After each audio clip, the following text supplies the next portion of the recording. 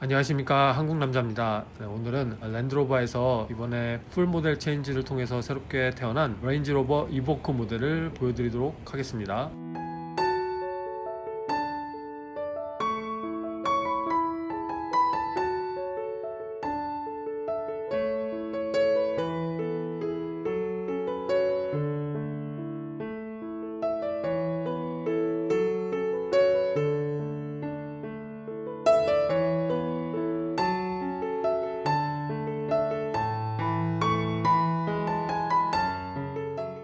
네, 본격적으로 제가 리뷰를 하기 전에 많은 분들이 이렇게 물어보신 것들이 있어요. 이 랜드로버 차량은 과연 북미 지역에서 어느 정도 고장률이 있는지, 아니면 사람들이 그 고장에 대해서 어떻게 생각을 하는지, 한국에만 고장에 있는 차가 들어오는 건지 여러 부분을 궁금해 하셨는데, 제가 그 부분을 일단 말씀을 먼저 드리고 시작하도록 하겠습니다. 여기 있는 차도 특히 랜드로버, 레인지로버에 들어가는 모니터 같은 부분이요, 똑같이 다 오류가 있어요.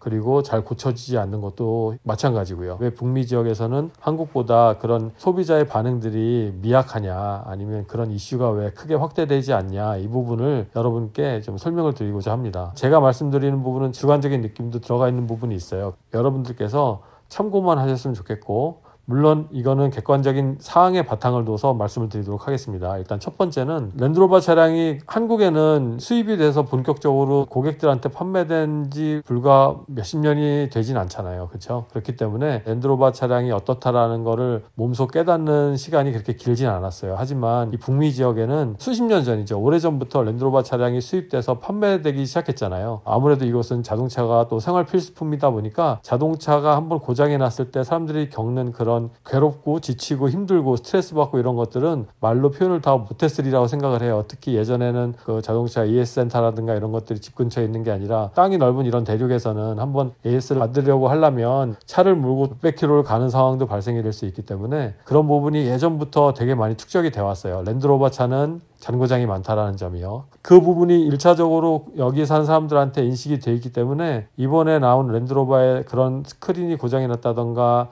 화면이 나간다든가 이런 부분에 있어서 크게 당황하지 않는 부분이 있는 거죠. 이미 다 적응을 했던 거예요, 여기 있는 사람들은요. 그래서 그런 걸 어느 쪽으로 보시면 되냐면, 예전에 북미 지역에서 랜드로버 차량의 잔고장이 너무 많아서 사람들이 외면을 했었어요. 그러다 보니까 랜드로버 차량을 많이 팔 수 있는 판매처가 없어진 거죠. 결국은 랜드로버라는 회사가 영국 본사가 망하게 되고 지금은 인도로 넘어가게 됐잖아요. 요즘 같으면 자동차의 최대 시장이 중국도 있고 유럽 연합도 있고 물론 미국도 있고요. 현재는 그렇게 구성이 되어 있지만 예전에 랜드로버 초창기 때는 미국이 가장 큰 시장이었고 그 나머지에는 이 미국만큼 큰 시장이 없었어요. 그렇기 때문에 미국에서 차를 사주지 않았으면 그 자동차 회사는 거의 대부분 망해 갔다고 보시면 되거든요. 그의 피해를 받은 것이 랜드로버죠. 그럼으로써 랜드로버는 이미 여기에 사는 사람들한테 잔고장이 많은 차라는 게 인식이 돼 있습니다. 특별히 이 차가 더 많이 고장이 났다, 이렇게 인식이 되는 것 같진 않아요. 1차적으로 제가 생각하는 그게 첫 번째 이유고, 두 번째는 제도적인 시스템이 좀 잘 돼 있죠. 아무래도 이쪽은 다시 말씀드리면 자동차 역사가 뭐 100년이 넘었고 자동차 자체가 보여주기 위한 물건이 아니라 일반적으로 쓰고 있는 쌀, 된장, 고추장 같은 그런 생필품이기 때문에 자동차를 통한 어떤 제도적인 뒷받침이 오히려 좀 잘 돼 있다고 보여지죠. 역사도 깊고 또 사람들이 필요한 부분에서 사용을 해야 되는 물건이기 때문에 이런 제도가 소비자의 중심으로서 많이 잡혀있는 걸로 저는 보이고 있어요. 특히 여러분들이 잘 알고 계시는 레몬법 같은 경우가 시행법 제도도 좋고, 그런 일이 일어났을 때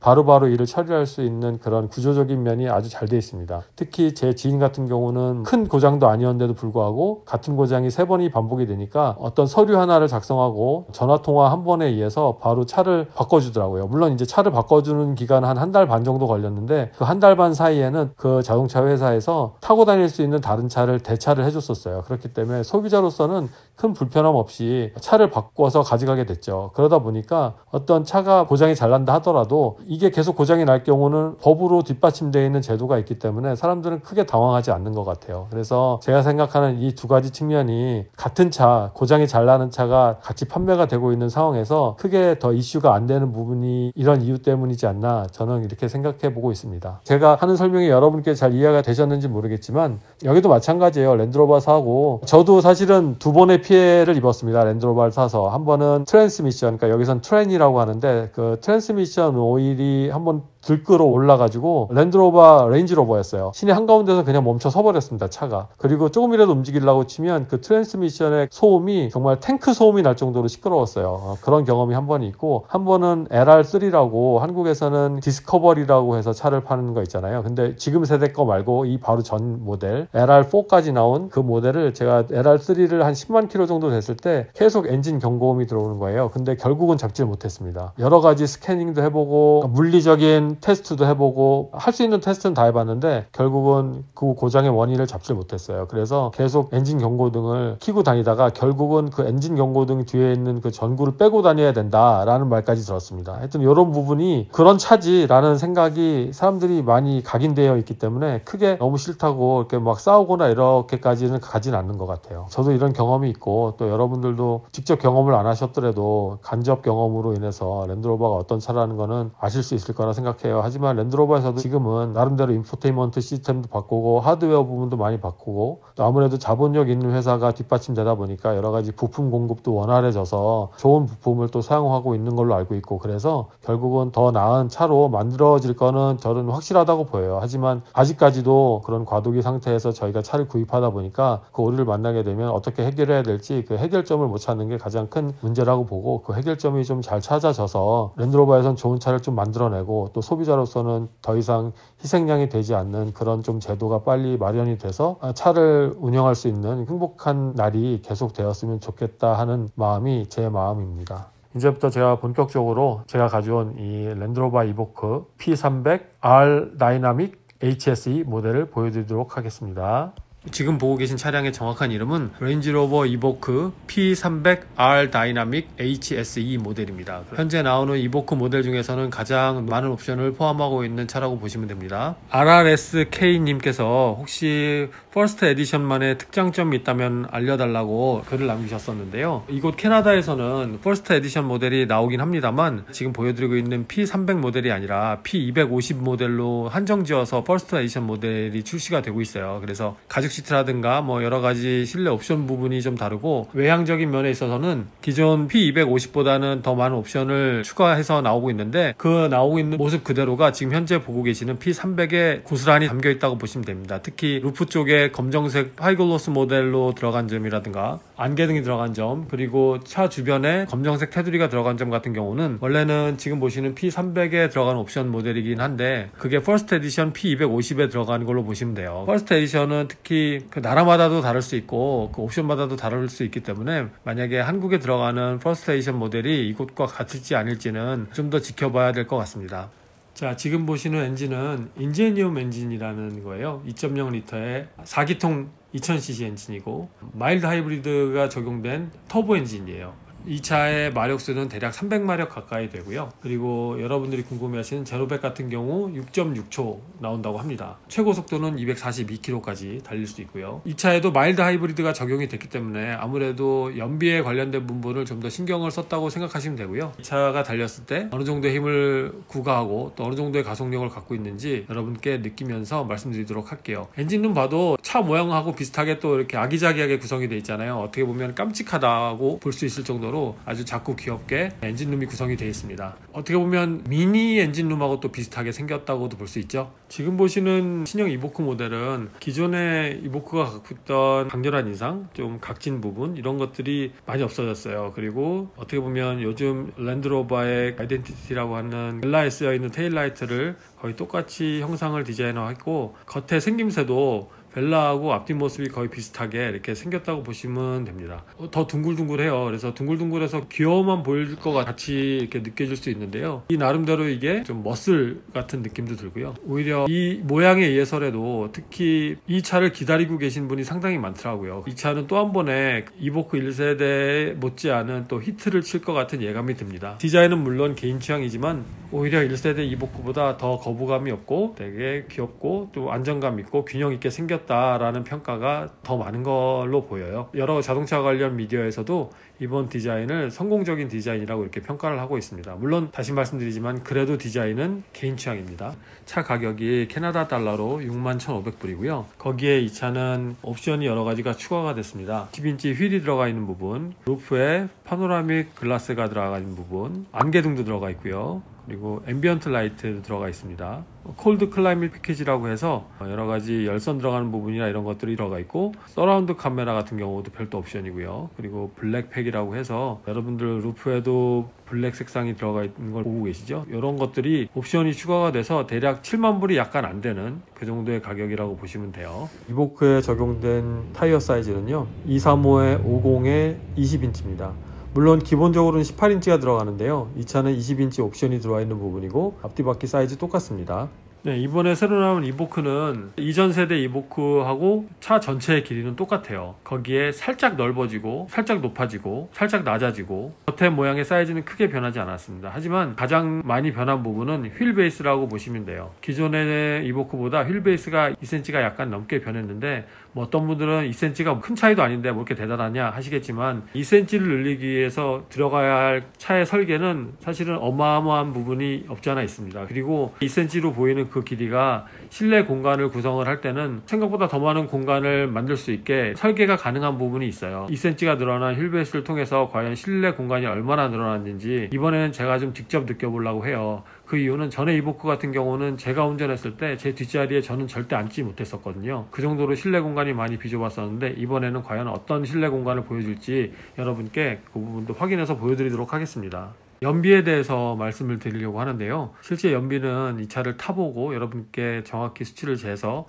말씀드리는 게 맞지만, 이 차는 완전히 새 차예요. 총 주행거리가 19km 밖에 되지 않는 차를 제가 받아서 그 운행을 하는 와중에도 계속 운전만 한 게 아니라 여러가지 기능이나 차의 상태를 점검하기 위해서 공회전을 통해서 차를 체크한 부분이 있어요. 그렇기 때문에 실제 연비는 많이 좋지 않게 나오고 있습니다. 사실대로 그대로 말씀을 드리면 대략적으로 리터당 한 7km 정도밖에 연비가 표시되지 않고 있어요. 근데 이 부분은 제가 다시 말씀드리지만 너무나 새 차고, 그리고 제가 연비에 관련된 부분을 전혀 생각하지 않고 이 차를 지금 체크하는 중이라서 그 부분은 실질적인 평가는 아니라고 저는 받아들이고 있습니다. 여기에 대한 기본적인 평가를 얻고자 제가 랜드로버 측에 있는 제 지인에게 문의를 했는데, 리터당 키로수가 대략 9km 정도라고 보면 된다고 합니다. 복합 연비로요. 그러니까 막히는 길도 주행을 하고 약간의 자동차 전용 도로도 주행을 했을 때 연비고, 고속도로로만 주로 달리면 리터당 한 12에서 13km까지도 나오고요, 시내 중심으로 다니면 리터당 한 8km 정도 나온다고 보면 된대요. 이 차를 젖히기 전에 트렁크 자체의 사이즈를 먼저 보여드리도록 하겠습니다.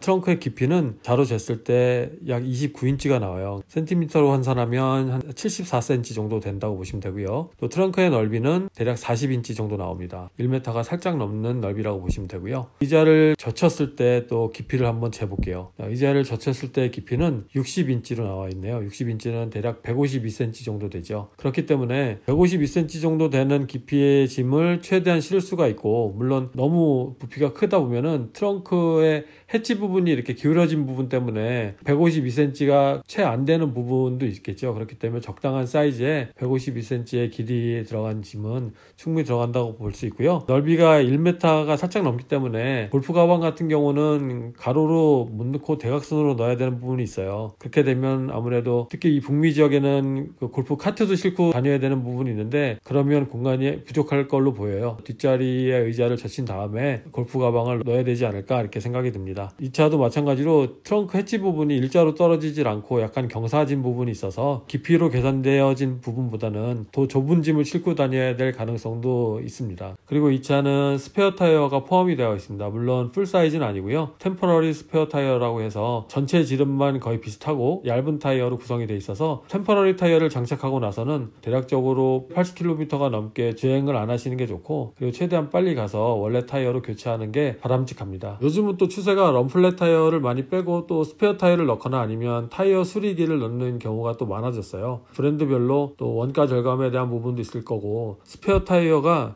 앞뒤 무게 배분에 있어서 또 도움을 주는 부분도 있어요. 그렇기 때문에 그 메이커사마다 이제 럼플렛 타이어를 계속 고집하기보다는 스페어 타이어가 없는 경우는 타이어 수리 키트를 차에 포함시켜서 판매하는 경우가 많이 늘었다고 보시면 됩니다. 제가 실내 타고 있어요. 근데 이 앞에 자리는 제 운전 시트 기준으로 맞춘 거고요. 이 부분이 이전에 이보크하고 좀 많이 달라진 부분이에요. 전에 이보크는 제가 운전한 자리를 놓았을 때 이 뒷자리에 전혀 앉지를 못했거든요. 그러니까 무릎이 닿고 이걸 떠나서 앉아 있을 정도의 그런 공간은 전혀 아니었는데, 휠베이스가 2cm만 늘어난 거 치고는 뒷자리 공간이 정말 많이 확보가 됐습니다. 다리가 닿진 않아요. 그리고 발을 놓는 부분도 이 의자 기본적인 세팅을 지금 가장 낮은 위치에 놨는데도 불구하고 발이 들어갈 정도의 공간도 있고, 참고로 말씀드리면 제 키가 183이니까 저 정도의 키를 가진 사람도 뒷자리에 아주 안락하진 않지만 그래도 많이 불편하지 않게 탈 수 있을 정도의 공간은 확보가 됐다, 이렇게 보시면 될 것 같아요. 헤드룸 공간 자체가 상당히 높게 나와 있어서 전혀 머리가 뭐 단다거나 답답하거나 이런 느낌 전혀 없습니다. 이 썬루프는 오픈은 되진 않습니다. 하지만 개방감이 엄청나게 큰 썬루프가 여기 있고, 이 정도의 크면 왠지 이렇게 햇빛이 세게 비쳤을 때 되게 눈이 부시거나 이럴 것 같은 느낌이 들잖아요. 근데 오늘 같은 경우도 햇빛이 상당히 뜨거운 편인데도 불구하고 햇빛을 정면으로 쳐다보면 눈이 부시죠. 하지만 이 썬루프가 어느 정도 그래도 코팅 처리가 다 돼 있기 때문에 빛의 차단은 어느 정도 이루어지지만 그래도 해를 직접 쳐다볼 정도로 막아주진 않고요. 햇빛이 내리쬐서 더운 날 같은 경우는 실내 온도도 썬루프 커버를 이렇게 열어놨을 때는 실내가 금방 따뜻해지는 것을 느낄 수 있습니다. 하지만 개방감은 상당히 훌륭하네요. 걸림돌 없이 이렇게 유리로만 구성이 되어 있기 때문에.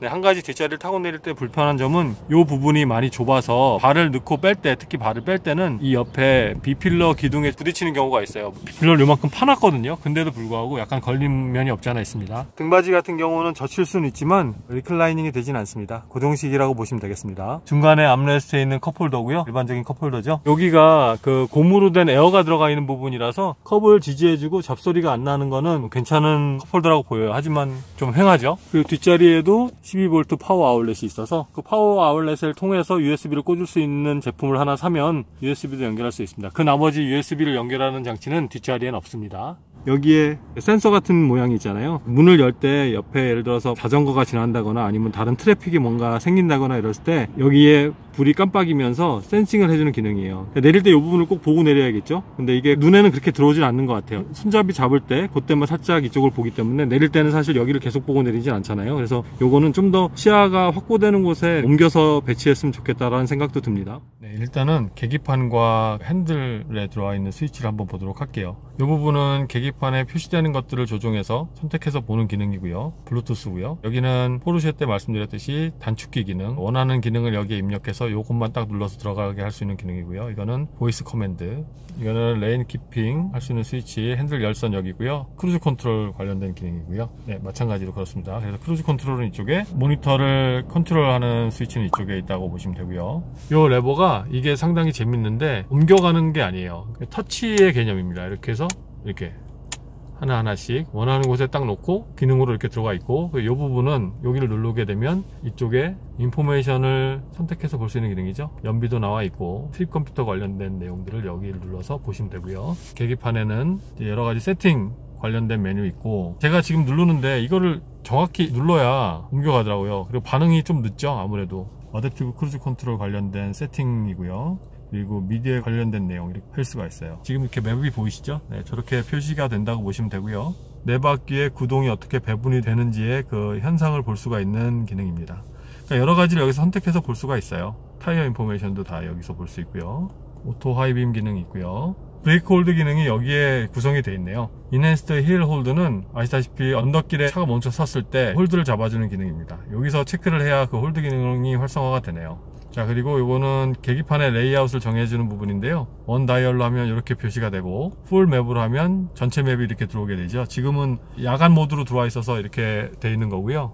이 부분은 이제 드라이브 어시스트 부분, 현재 제한된 최고 속도를 표시해주고 기어 포지션 표시해주고요, 속도 표시해주고 이렇게 할 수가 있습니다. 이 이보크에는 옵션 사항이 되게 많아서 차분히 여러분들이 그 옵션을 한번 구성되는 걸 보시면 좋은데요. 지금 이렇게 풀스크린으로 지정을 하다 보니까 확실히 시원한 느낌의 계기판이 나오잖아요. 어떻게 보면 또 테슬라의 느낌도 납니다. 그죠? 네, 이렇게까지도 조정이 가능해요. 네, 다시 레이아웃에 들어가서 이제 투 다이얼이 다시 기본 모드로 들어가는 것이고요. 네, 이렇게 조정이 가능합니다. 만질 게 많은 부분이네요. 이렇게 재밌게 또 구성이 돼 있어서 여러분들이 원하는 대로 그때그때 또 스타일 바꿔가면서 이렇게 운전하시면 지루하지 않고, 또 이 지루하지 않게 다가오는 차가 오래 가지고 있을 수 있는 차잖아요. 그런 면에서 보면 이 이보크는 상당히 괜찮은 느낌으로 다가오네요. 이 평소의 룸미러인데 요거를 당기면 현재 뒷부분을 볼 수 있게 룸미러에 장착을 했습니다. 그 이유인 즉슨 보시면 알겠지만 이렇게 뒷유리를 볼 수 있는 신성 있는 유리가 되게 좁게 보여요. 그래서 실제 룸미러를 통해서 봐도 이렇게 지금 보는 것보다 더 좁게 보이고, 거기에 따라서 뒤에 오는 차라든가 뒤에 지나가는 사람이나 아니면 애완견들 거의 체크가 되질 않습니다. 그래서 그 부분을 보완하기 위해서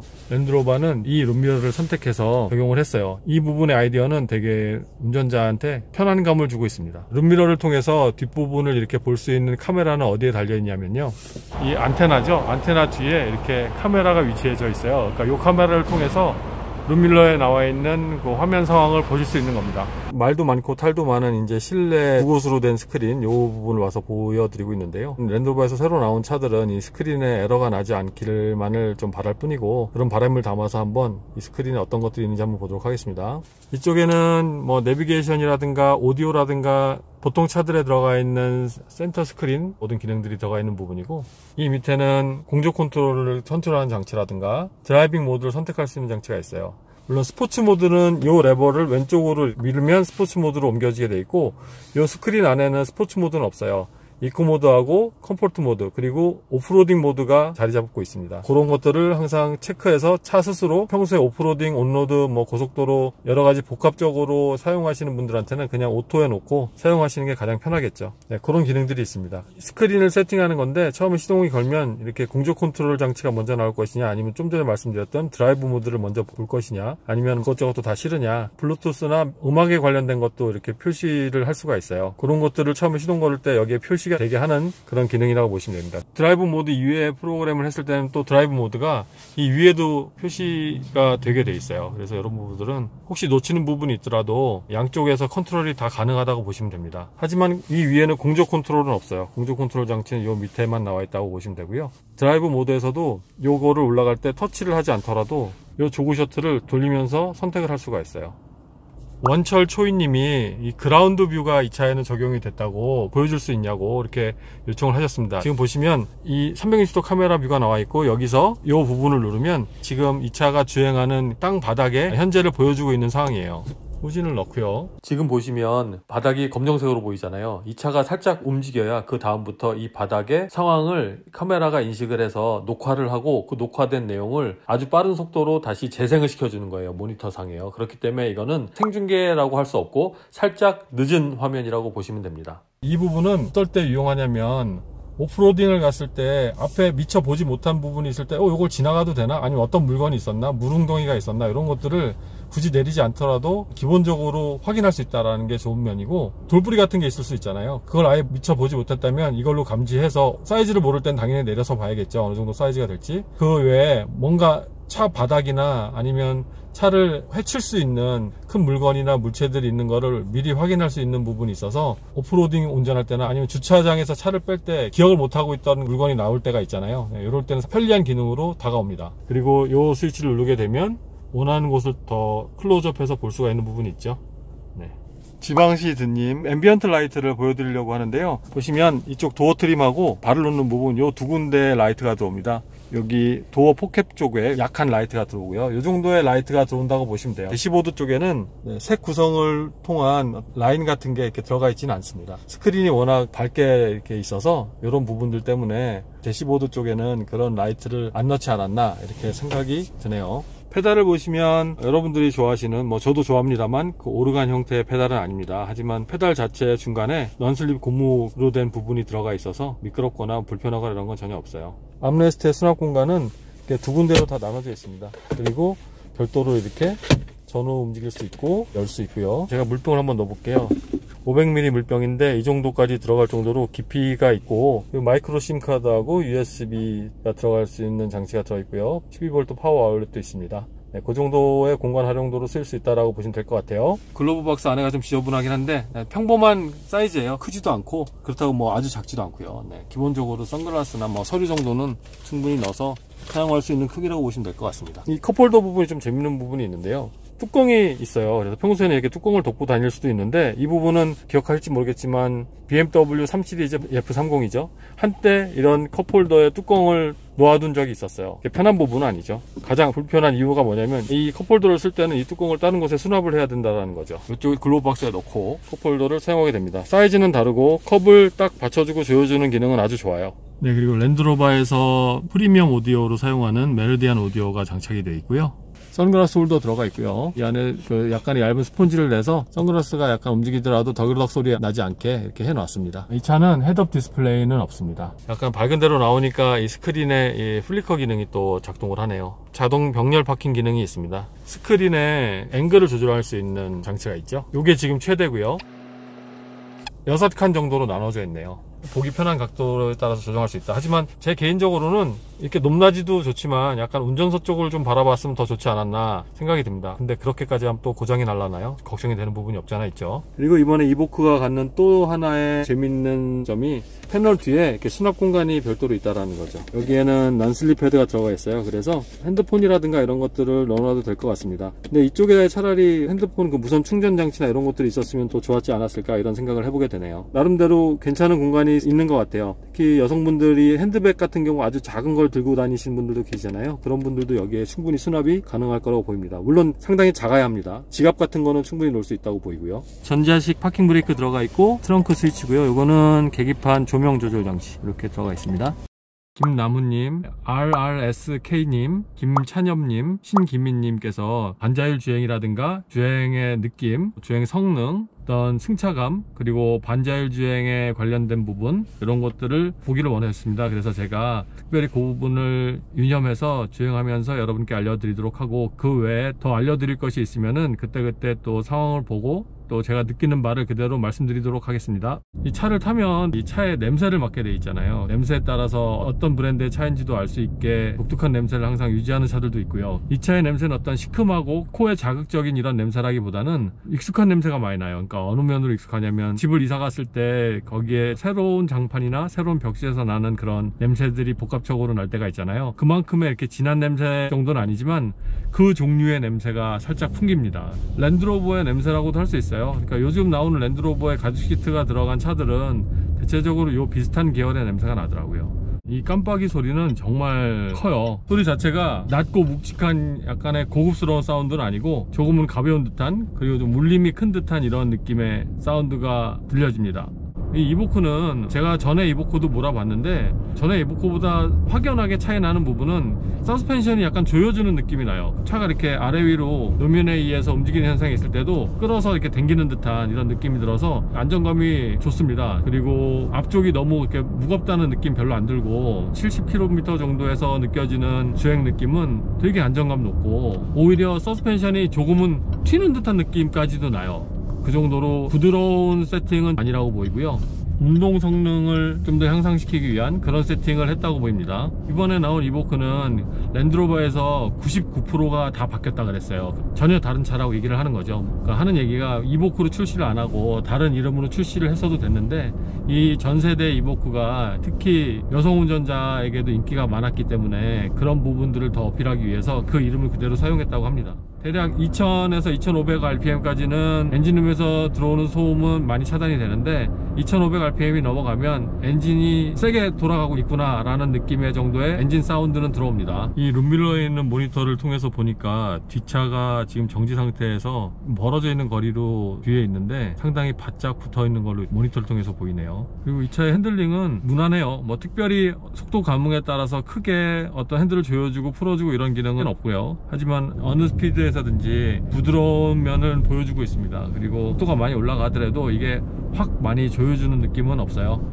그리고 이 스크린 자체도 지금 보시면 스크린 앵글을 이렇게 조정할 수 있잖아요. 좋은 면으로 오는데 스크린이 유리의 질감을 갖고 있어요. 커버도 그렇고. 그래서 시체나 이런 것들은 깔끔하고 좋지만 밝은 해상도를 자랑하고 있질 않고, 가장 빛이 밝은 곳에 놨는데도 약간은 어둡게 떨어진 듯한 그런 느낌이 나고 있습니다. 룸미러도 이렇게 모니터 상황에서는 어디로 이렇게 조정을 하더라도 뒤에 보이는 각도가 달라지진 않죠. 이번에는 제가 반자율 주행 장치를 켜서 운행을 해보도록 하겠습니다. 속도는 제한속도 100으로 맞춰놨고요. 핸들도 키핑하는 걸로 해서 앞차와의 거리를 적당한 거리로 계속 유지해 주는 것은 운전하는 사람이 편하게 이렇게 해주는데, 이 핸들링 자체는 어느 정도 이렇게 지키고 가다가 선을 이렇게 만나면 이런 식으로 경고음이 들리면서 운전자에게 핸들을 잡으라는 신호를 보내주고 있습니다. 핸들 추종성은 그렇게 좋아 보이진 않아요. 이 룸미러를 한번 보여드릴게요. 지금 차가 저쪽에 보시면 이미 사이드미러에 다 들어올 정도로 있고, 이 룸미러에 의해서는 되게 가까이 있는 걸로 보이잖아요. 그래서 트럭이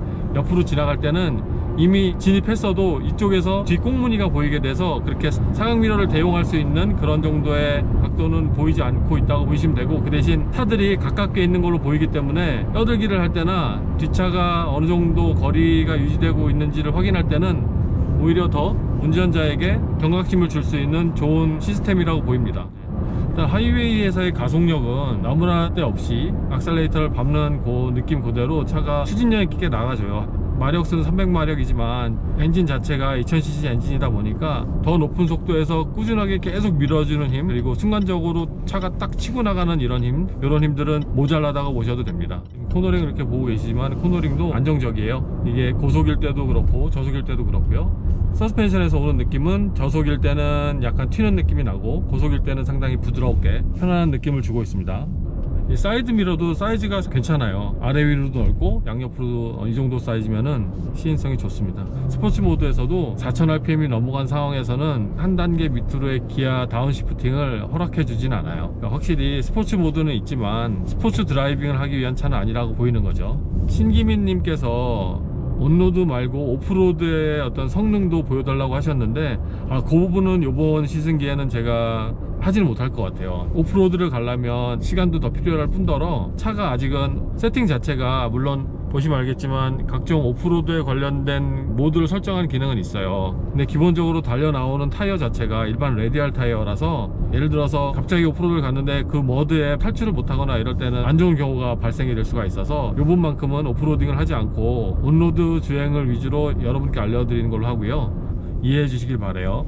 안 좋은 노면을 운전을 할 때는 이 차의 그 컴포트 모드에서도 그 노면의 잔진동은 사실 다 들어와요. 에어 서스펜션을 작용을 해서 그런 잔진동을 잡아준다거나 이런 부분에 있어서의 효과를 갖고 있는 차는 아니에요. 그런데 코너링이라든가 고속에서 차선 변경할 때나 이럴 때는 되게 안정적입니다. 특히 롤을 많이 느낄 수가 없어요. 갑자기 가속을 하거나 감속을 갑자기 할 때는 노즈 다이브가 생겨요. 이 차도요. 그 부분이 소프트하다고 해서 롤링 자체가 소프트하다고 생각 안 하셔도 됩니다. 제가 말씀드렸듯이 오히려 저속에서는 튀는 정도의 느낌까지 들기 때문에 고속으로 올라갈수록 그런 주행 느낌은 되게 안정감을 주는 느낌이에요. 조금 과장해서 말씀을 드리면 SUV인데도 불구하고 약간은 땅에 딱 붙어가는 느낌이 많이 듭니다.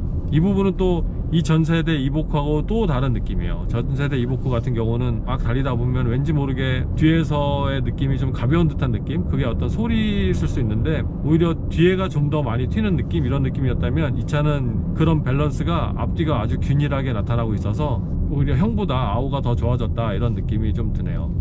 그리고 이렇게 운전할 때 실내에서 느낌도 요즘 랜드로버가 다 갖고 있는 실내 느낌이잖아요. 근데 그 느낌 자체가 사이즈가 작은 이보크라든가 아니면 사이즈가 이거보다 큰 뭐 레인지로버 스포츠라든가 이런 데 차별성이 거의 없어서 오히려 이런 부분은 레인지로버 스포츠를 타시는 분들이 좀 더 아쉬워하실라나요? 아무튼 이 이보크도 그런 느낌이 고스란히 전해져서 되게 고급스러워요. 사실 이보크라는 게 랜드로버에서 엔트리 모델이잖아요. 하지만 전혀 그런 느낌 들지 않습니다.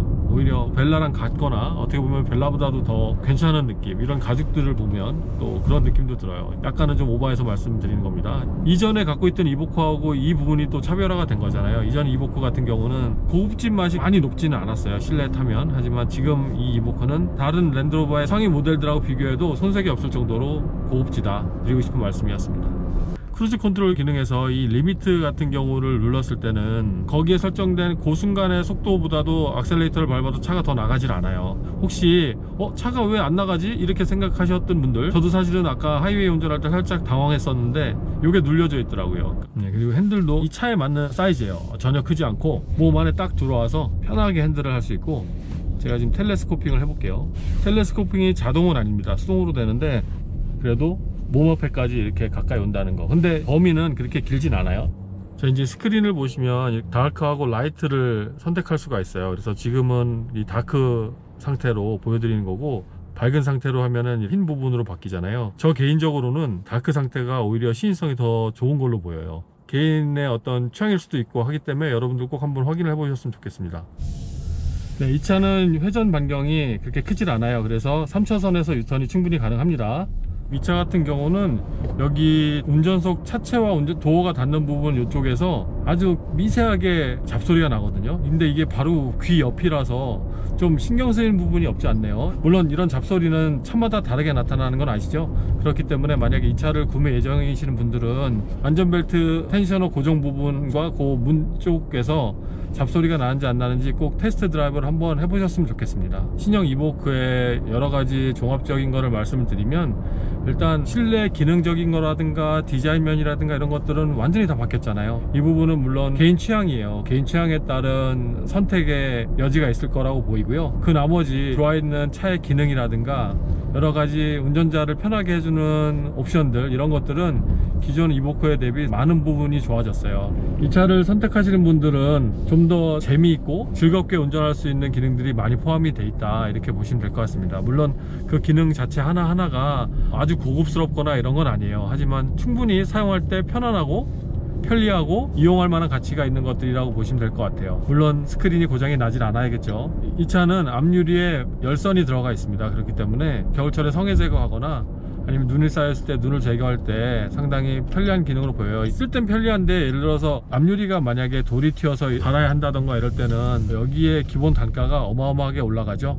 물론 브리티시 콜롬비아주에서 차를 운전하고 계시는 분들은 이 부분이 다 보험으로 커버가 되기 때문에 크게 걱정은 안 하시는 걸로 알고 있는데요. 그 나머지 지역은 이 부분이 하나하나가 뭐 큰 돈이 될 수 있기 때문에 최대한 큰 트럭이나 이런 위험성 있는 차들을 쫓아가지 않는 게 제일 좋겠죠. 이 차를 이제 시승을 마치면서 여러분께 뭐 종합적으로 좀 말씀을 드리면, 사용하기 편하고 운전하기도 편하고 여러모로 아주 편리하게 차가 만들어져서 나왔다라는 부분을 강조드리고 싶어요. 거기에 랜드로버의 이미지는 여러분들 각자마다 다 다르게 나타나겠지만 고급 브랜드잖아요. 그러니까 랜드로버에 대한 그런 고급 브랜드의 이미지를 좀 더 가져왔고, 지난 이보크에 비해서는 그 부분이 많이 향상이 됐죠. 사용되어 있는 재질 같은 경우도 원가 절감을 했다고 보기 어려울 정도로 괜찮은 재질들이 많이 들어와 있다고 보입니다. 그러니까 그런 것들에 대한 어떤 고급스러움도 여전히 이보크에는 들어와 있고요. 그리고 아까도 설명드렸던 여러가지 편리한 기능들도 다 들어와 있고, 나름대로 차에서 설정해 놓은 디자인만 쫓아가는 게 아니라 계기판 같은 경우는 원하는 스타일대로 또 조정해 가면서 사용할 수 있는 기능도 있고요. 여러모로 이 차를 사용하는 사람들한테 기쁨을 줄 수 있는 그런 기능들을 많이 넣어서 운전자가 지루하지 않고 오래도록 이 차를 소유하면서 재밌게 운전할 수 있는, 그리고 안전하게 운전할 수 있는 이런 기능들이 들어가 있다고 보시면 될 것 같아요. 이로써 2020년형 랜드로버 레인지로버 이보크 R 다이나믹의 HSE 모델 리뷰 그리고 시승을 보셨습니다. 부족하나마 여러분께 조금이라도 도움이 되는 영상이었으면 좋겠고요. 궁금한 부분이 있으면 댓글에 글을 남겨주시길 바랄게요. 오늘도 부족하나마 제 영상을 봐주셔서 고맙습니다. 다음에 더 좋은 영상으로 찾아뵙겠습니다. 안녕히 계세요.